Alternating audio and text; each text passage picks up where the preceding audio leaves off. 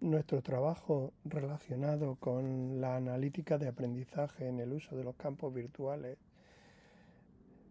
tiene un enfoque apoyado en un estudio de casos que estamos realizando en la Universidad de Valladolid. Nuestra preocupación por los entornos virtuales de aprendizaje en el espacio superior de enseñanza superior y su relación con las concepciones de los modelos pedagógicos de uso nos ha llevado a planificar una forma de análisis de los usos que estamos observando desde diferentes perspectivas de estos campus virtuales, asociados a las 5 concepciones que Linda Haraising en 2017 sintetiza y que van mucho más allá de las tradicionales clasificaciones conductista-constructivista y que desarrollan concepciones relacionadas con también con el ámbito del cognitivismo, con el ámbito del conectivismo y sobre todo con el ámbito del colaborativismo, una palabra clave que pedagógicamente hablando se está utilizando o se ha venido utilizando en los últimos 30 años de una manera muy importante. Por tanto, nosotros presentamos un proyecto al Ministerio de Ciencia e Innovación titulado La transformación digital de las titulaciones universitarias, la analítica académica, las subjetividades y el rendimiento en tiempos de prepandémico y durante la COVID-19 a la unidigital, en el que hemos planificado 3 estudios, uno de carácter cuantitativo, centrado en la analítica académica de datos del aula virtual que hemos negociado con las 3 universidades participantes,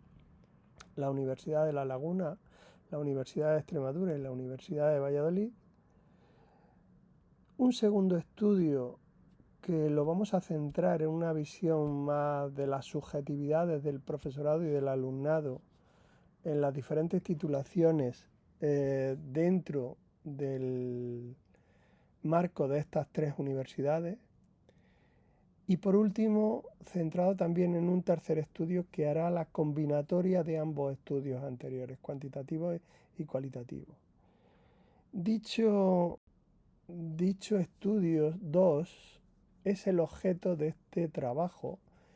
que pretende iniciar el proceso de identificación de la percepción y la representación subjetiva que tienen los docentes, estudiantes y equipos directivos sobre el uso de las aulas virtuales y su impacto en el rendimiento del periodo aludido tanto en las titulaciones de grado como en las de posgrado de estas universidades. Nos pretendemos centrar en este estudio 2 en la influencia del modelo educativo preeminente con tecnología, en la utilización y los usos internos y externos del campus, también en los usos asociados a los modelos de enseñanza-aprendizaje y sobre todo en la percepción del rendimiento. Para eso hemos elaborado una estructura de categorías que, como se observa en la presentación, integran todo lo relacionado con los modelos educativos y su clasificación, las aulas virtuales en cuanto a recursos, uso y cómo se procede en el diseño y elaboración de las dinámicas educativas que las aulas virtuales se producen, así como en la percepción del rendimiento académico que todo el mundo tiene. Esta estructura de categorías nos está sirviendo para la elaboración o la clasificación de los datos del estudio que han pasado o están pasando por una serie de fases e instrumentos que estamos implementando. Estamos en medio de esa implementación y por tanto no podemos profundizar más allá de lo que vamos a aportar en este trabajo, pero en lo sucesivo incorporaremos más información, pero básicamente apoyada en 2 grandes fases. El estudio 2 pretende, por un lado, identificar perfiles y percepciones relacionadas con esos modelos educativos, y para eso hemos diseñado la fase primera, donde estamos pasando un cuestionario a profesorado y alumnado sobre cómo son esas percepciones que tienen o cómo son esas ideas respecto a cómo entienden el modelo educativo. para pasar después, una vez estratificados los diferentes participantes, a una segunda fase de análisis en la que pretendemos entrevistar a perfiles focalizados de cada uno de los modelos, si es posible, o por lo menos los más representativos, y posteriormente, una vez realizado ese proceso, generar una dinámica de triangulación, una vez analizado todo lo anterior, donde triangularemos con la información que nos hayan aportado en las fases anteriores. Tenemos algunos datos ya, tenemos recogida alguna información del profesorado, aunque no son significativos. Y, por ejemplo, datos cuantitativos que se deducen de ese primer cuestionario que le hemos pasado al profesorado, nos muestra cómo modelos cognitivistas y conductistas están más presentes que modelos constructivistas y modelos colaborativistas. Eso es una de esas primeras preconclusiones que podemos decir. También hemos observado cómo la dicotomía entre los pro el uso de plataformas y la gente que niega el uso de las plataformas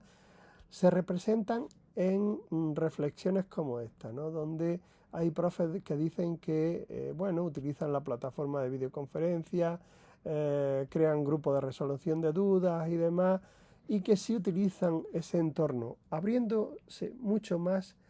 en muchos casos que las aportaciones de los que los recursos de los campos virtuales tienen. Y por otra parte hay un montón de profesorado que todavía refleja expresiones como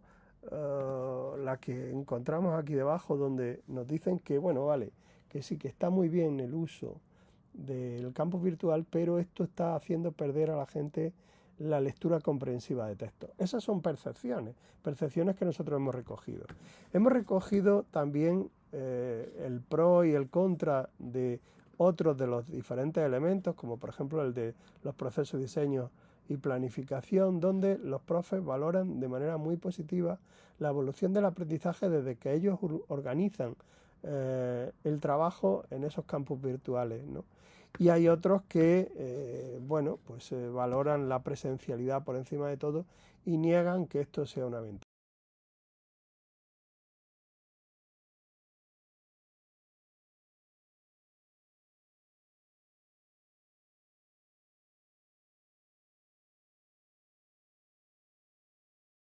Las conclusiones principales de lo que estamos extrayendo nos pueden aportar una visión sobre esa diversidad de experiencias y percepciones que hay. Nos van a aportar herramientas clave para ayudar a la incidencia que tiene todo esto en el rendimiento y sobre todo identificar creencias de arraigo sobre la presencialidad que tiene todavía el profesorado. Estamos en proceso y esperemos que el trabajo que termina en año y medio pueda tener unas aportaciones muy interesantes para nosotros y sobre todo para la comunidad científica. Muchas gracias.